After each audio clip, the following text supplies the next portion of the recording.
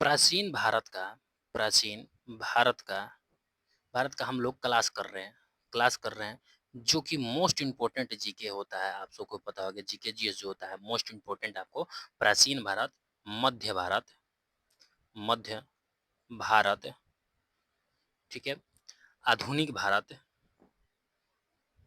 आधुनिक भारत, ठीक है, ये हो गया तीनों इतिहास, ठीक है, हिस्ट्री, यहाँ पे इतिहास। आप सबको पता होगा कि कोई भी गवर्नमेंट जॉब दे रहे हो, जॉब का एग्जाम की तैयारी करो, तो उसमें आपको हिस्ट्री से रिलेटेड, ठीक है, इतिहास से रिलेटेड आपको जीके पूछा जाता है।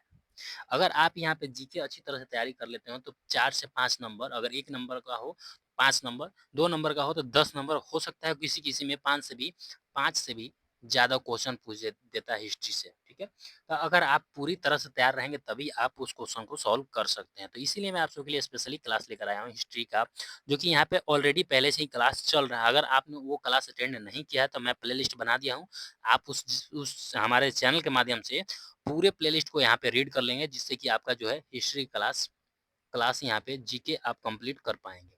तो चलिए आज क्लास शुरू करते हैं। स्टार्ट करने से पहले बता देना चाहता हूँ कि जो लोग नए होंगे तो चैनल को पहले तो सब्सक्राइब कर लेंगे, ठीक है? चैनल को सब्सक्राइब कर लेंगे, क्लास को लाइक कर लेंगे और शेयर कर देंगे अपने सारे ग्रुप में। ताकि और भी स्टूडेंट यहाँ पे जुड़ सकते हैं। और जो लोग यहाँ पे पहली पहली बार देख रहे हैं तो पहला क्लास ऑलरेडी ये क्लास चल रहा है, ठीक है? तो पहला क्लास पहला, दूसरा, तीसरा जो बाकी है प्लेलिस्ट में जाके वहाँ से आप जो है पूरे क्लास को यहाँ पे अटेंड कर सकते हैं, ठीक है? स्टार्टिंग से। तो चलिए यहाँ पे आज का क्लास शुरू करते हैं।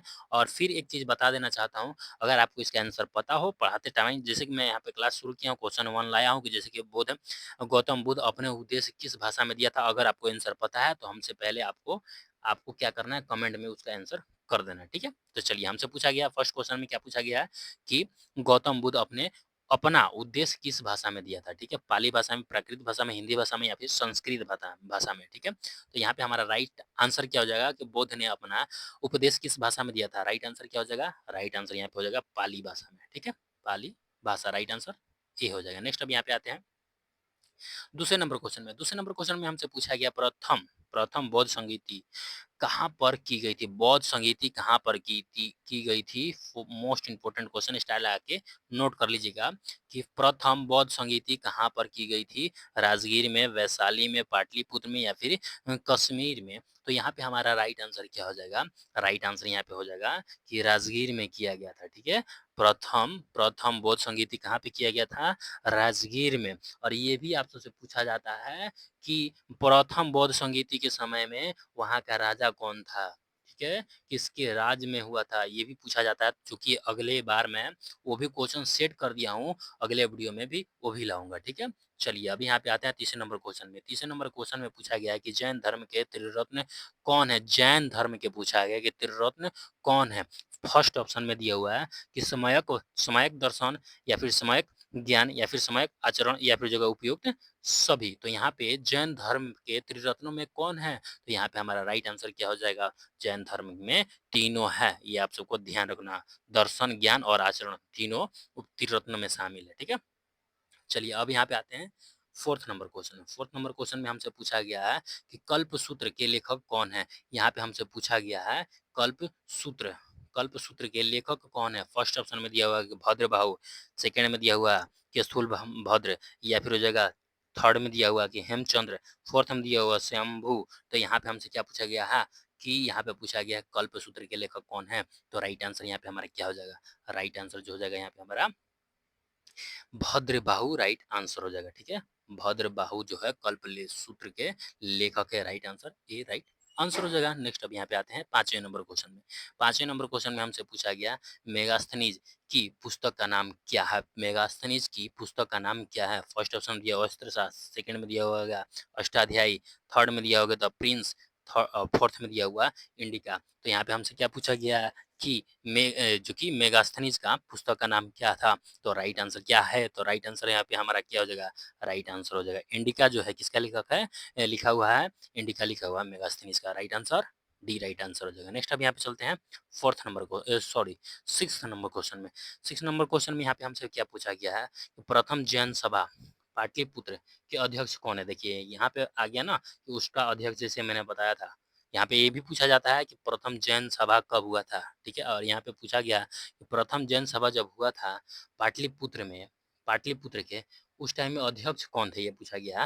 फर्स्ट ऑप्शन में भद्रभाहु, या फिर सेकंड में दिया हुआ शूलभद्र, या फिर हो जाएगा यहाँ पे कि क्षेमेंद्र, या फिर फोर्थ नंबर में देवर्षि जो कि क्षमा श्रवण, ठीक है। तो यहाँ पे हमसे क्या पूछा, पाटलिपुत्र में जो अध्यक्षता हुए थे, अध्यक्षता की है, जो सभा हुआ था उसका अध्यक्ष कौन था, ये पूछा गया। किसमें, तो जैन धर्म में। तो राइट आंसर यहाँ पे हमारा क्या हो जाएगा, राइट आंसर हो जाएगा यहाँ पे स्थूलभद्र, ठीक है। स्थूलभद्र जो थे उस टाइम के अध्यक्ष थे, राइट आंसर बी हो जाएगा।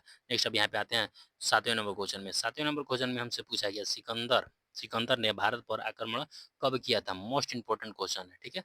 मोस्ट इंपोर्टेंट क्वेश्चन है कि सिकंदर ने भारत पर आक्रमण कब किया था। फर्स्ट ऑप्शन में दिया हुआ कि 319 ईसा पूर्व में, या फिर 322 ईसा पूर्व में, या फिर हो जाएगा 326 ईसा पूर्व में, या फिर हो जाएगा 328 ईसा पूर्व में। तो सिकंदर ने भारत पर आक्रमण कब किया था, तो राइट आंसर यहाँ पे हमारा क्या हो जाएगा, राइट आंसर 326 ईसा पूर्व में। राइट आंसर क्या हो जाएगा, right answer C right answer हो जाएगा। नेक्स्ट अब यहाँ पे चलते हैं 8वें नंबर क्वेश्चन में। 8वें नंबर क्वेश्चन में हमसे पूछा गया है कि मौर्य वंश की प्रचलित मुद्रा कौन थी। यहाँ पे प्रचलित, मौर्य वंश की प्रचलित मुद्रा पूछा गया है। फर्स्ट ऑप्शन में दिया हुआ है कि जो कि कषाण, या फिर हो जाएगा दिनार, या फिर मोहर, या फिर पण। तो यहाँ पे हमसे क्या पूछा, मौर्य वंश की प्रचलित मुद्रा कौन सी थी। तो राइट आंसर यहाँ पे हमारा क्या हो जाएगा, राइट आंसर यहाँ पे पण हो जाएगा। Right answer D right answer हो जाएगा। नेक्स्ट अब यहाँ पे आते हैं 9वें नंबर क्वेश्चन में। 9वें नंबर क्वेश्चन में हमसे पूछा गया है कि आजीवक संप्रदाय के प्रवर्तक कौन थे। आजीवक संप्रदाय के प्रवर्तक कौन थे, ये पूछा गया। फर्स्ट ऑप्शन में दिया हुआ कि उपाली, या फिर आनंद, या फिर हो जाएगा स्थूलभद्र, या फिर हो जाएगा कि मखली मखली गोसाल। तो आजीवक संप्रदाय के प्रवर्तक कौन थे, तो राइट आंसर यहाँ पे हमारा क्या हो जाएगा, राइट आंसर यहाँ पे हमारा हो जाएगा डी राइट आंसर हो जाएगा। मखली मखली गोसाल जो थे आजीवक संप्रदाय के प्रवर्तक थे, राइट आंसर डी हो जाएगा। नेक्स्ट अब यहाँ पे आते हैं 10वें नंबर क्वेश्चन में। 10वें नंबर क्वेश्चन में हमसे पूछा गया कि जो दूसरी जैन सभा कहाँ पे आयोजित किया गया था। पहली जैन सभा कहाँ पे, पाटलिपुत्र में, उसका अध्यक्षता किसने किया था। आपको कमेंट में बताना है, क्योंकि मैंने पीछे ही बताया है, ठीक है। तो आपको कमेंट में बताना है। और यहाँ पे हमसे पूछा गया दूसरी जैन सभा कहाँ पे आयोजित की गई थी।